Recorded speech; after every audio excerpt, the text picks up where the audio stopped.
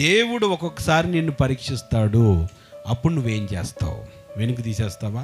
ఉదాహరణకి చెప్తా. బాగా ఆస్తి ఉంది. యవనస్తుడు యేసు ప్రభు దగ్గరికి వచ్చాడు. చిన్నప్పటి నుంచి ఆజ్ఞలు అనుసరిస్తున్నా అన్నాడు. ప్రభు అన్నాడు, నీ ఆస్తిని అమ్మి నన్ను వెంబడించు అన్నాడు. నీ ఆస్తి అమ్మి బీదలకి ఇచ్చేసి నన్ను పోవయ్యా పో. పెద్ద భూమి మీద ఎవరు లేరా ఏంటి నిన్ను వెంబడించడానికి?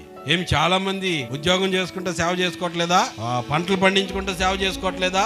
బిజినెస్ చేసుకుంటే సేవ చేసుకోవట్లేదా? ఉన్న ఆస్తి అంతా అమ్మేసి ఈ వెనకాల వెళ్ళాలంట. అంటే మాకు ఇంకా చెప్పిస్తారా చేతికి అని బాధపడిపోయాడు, సనుగుకున్నాడు, గొనుక్కున్నాడు. ప్రభు అన్నాడు, ఇలాంటి వాడు పరలోకానికి వెళ్ళే కంటే సూది బెజ్జంలో ఒంటి ప్రవేశిస్తుంది. హల్లెలూయా. అంటే అర్థం ఏంటంటే అబ్రహాముకి దేవుడి కంటే కొడుకు ఎక్కువ కాదు. అందుకని దేవుడు అడిగి అడగడంతోనే సరే ప్రభు ఎందుకన్నాడు తెలుసా మాట?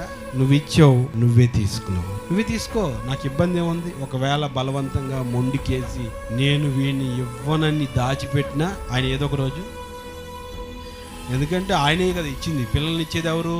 గర్భఫలము యెహోవా ఇచ్చు బహుమానం.